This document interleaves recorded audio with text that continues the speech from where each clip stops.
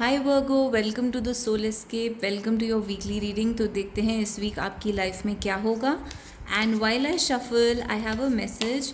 जिन लोगों ने मेरे से पिछले वीक फ्री रीडिंग ली थी, I am waiting for you to give me a feedback and you can tell me in the comments down below कि आपको उस रीडिंग के बारे में क्या लगता है, क्या वो रीडिंग आपके साथ रेजोनेट करती है या नहीं करती।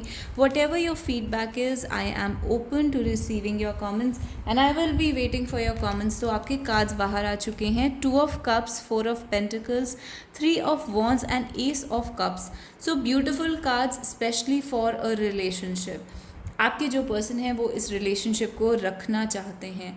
Basically this is showing me your togetherness, कि आप दोनों साथ हैं। आपके पर्सन आपको एज अ कपल अपने साथ एक टीम की तरह, पार्टनर की तरह देखते हैं। Like you both are made for each other.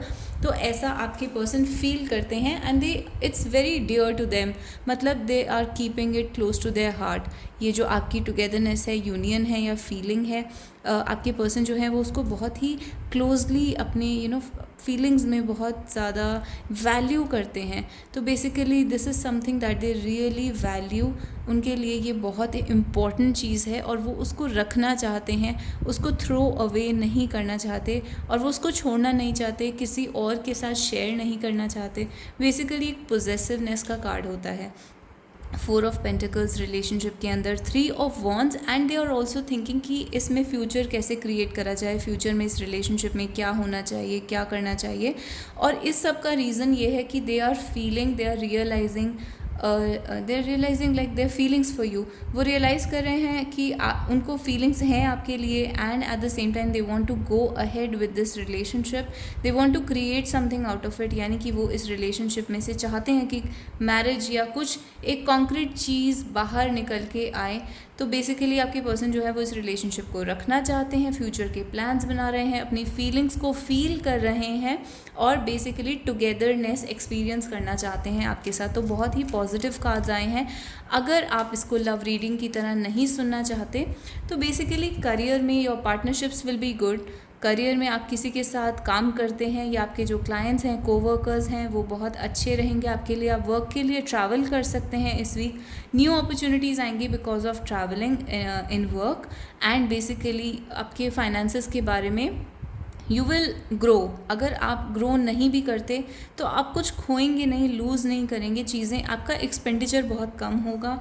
उसका रीज़न ये है कि इस वीक आप थोड़ा सा माइजरली यानी कि कंजूस फील करेंगे, यानी कि आप बहुत ज़्यादा स्पेंड नहीं करेंगे, which is a good thing. You are going to believe in savings in this week and it's a good strategy. इस वीक आपको सेव करना चाहिए और हो सके तो इन्वेस्टमेंट के बारे में सोचना चाहिए कि आप फ्यूचर में कहाँ कहाँ इन्वेस्ट कर सकते हैं। ये वीक इन्वेस्ट करने का नहीं है, ये सिर्फ अपने पैसों को सेव करके एक क्लोजेट में रखने का है। तो basically you are going to treasure. Also आप वर्क प्लेस पर you will be seen as very important, as somebody जिसके पास एक टाइप का ट्रेजर है, या कैसे कह सकते हैं कि टैलेंट का ख़जाना है बेसिकली आपके पास। So you have all that an organisation requires.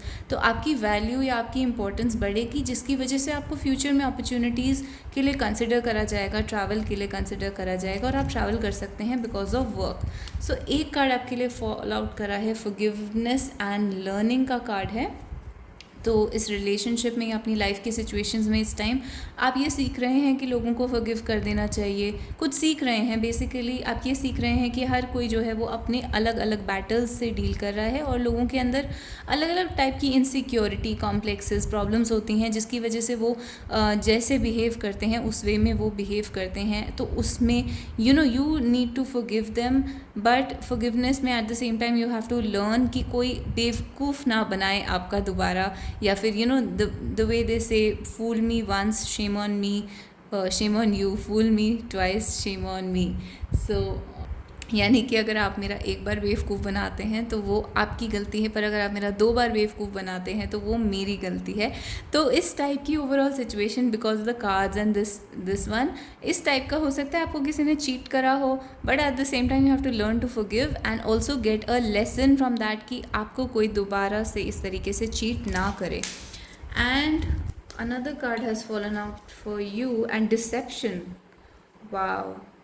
So deception तो बिल्कुल ही, अगर हिंदी में डिसेप्शन है किसी को धोखा देना, तो आपके साथ अगर धोखा हुआ है तो ये कार्ड उसके बारे में बात कर रहा है कि आपके आसपास जो लोग हैं, हो सकता है आपको अभी पता भी ना हो, but somebody is deceiving you. तो आपको केयरफुल रहना है, ध्यान रखना है कि आपके आसपास किस टाइप के लोग हैं। Engagement, marriage, relationship, long term relationship, हो सकता है ये आपके पर्सन ही हैं या फिर कोई लॉन्ग टर्म रिलेशनशिप में लॉन्ग टर्म फ्रेंड है या लॉन्ग टर्म रिलेटिव है।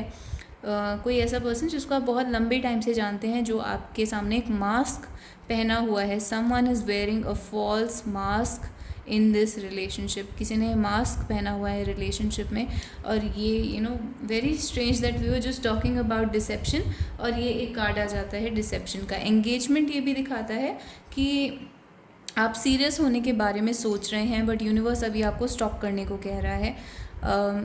Even though your person looks like they are very serious about you, पर ऐसा कुछ है जो आपको नहीं पता। You need to find that out कि ये क्या है। And let's just pull out 5 cards from the fish bowl and C.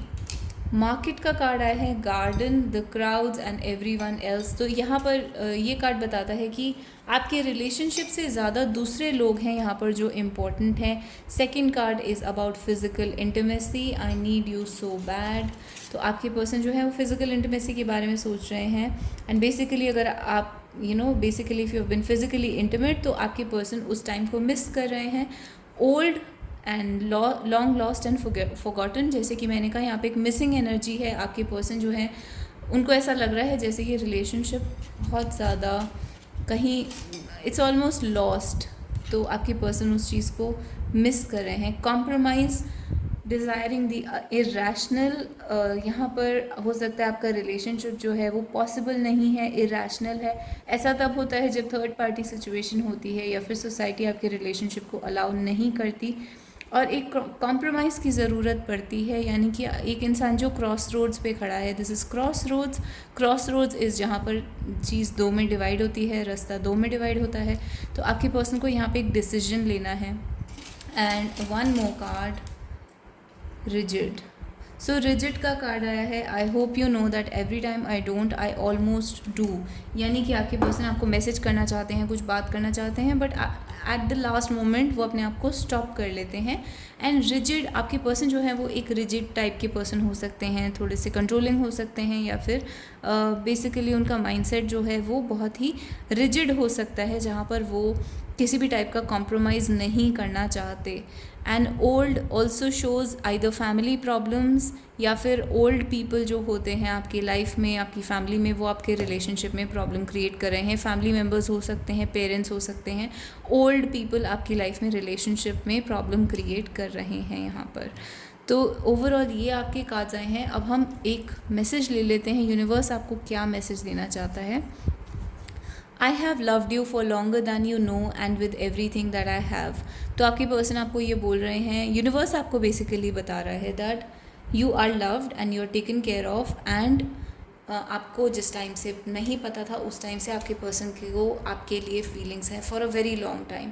And will you wait for me unconditional. तो यहाँ पे अनकंडीशनल लव, अनकंडीशनल फीलिंग्स की बात हो रही है। And your person is asking कि क्या आप अपने पर्सन का वेट करेंगे, यानी कि क्या आप इस पर्सन का वेट करेंगे।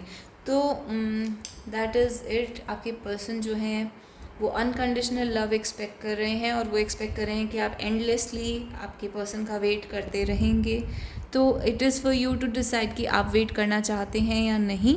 और ये इंडिविजुअल सिचुएशन, इंडिविजुअल रीडिंग पे वेरी करेगा कि क्या आपको वेट करना चाहिए या नहीं। इस क्वेश्चन का आंसर एक जनरल रीडिंग के अंदर नहीं दिया जा सकता, क्योंकि जितने लोग हैं उतने आंसर्स होंगे कि क्या आपको वेट करना चाहिए या नहीं करना चाहिए। तो ये आपकी ओवरऑल रीडिंग है Virgo. If you like it please hit like and please subscribe to the channel. और आप मुझे कमेंट्स में हार्ट और स्टार दे सकते हैं, और मैं आपके फीडबैक का वेट कर रही हूँ। तो प्लीज़ जिन लोगों ने पिछले वीक मुझसे फ्री रीडिंग ली है, give me a feedback in the comments, tell me कि वो रीडिंग आपको अच्छी लगी या बुरी लगी। So thank you so much guys, I will see you in the next video. And till then bye bye and take care.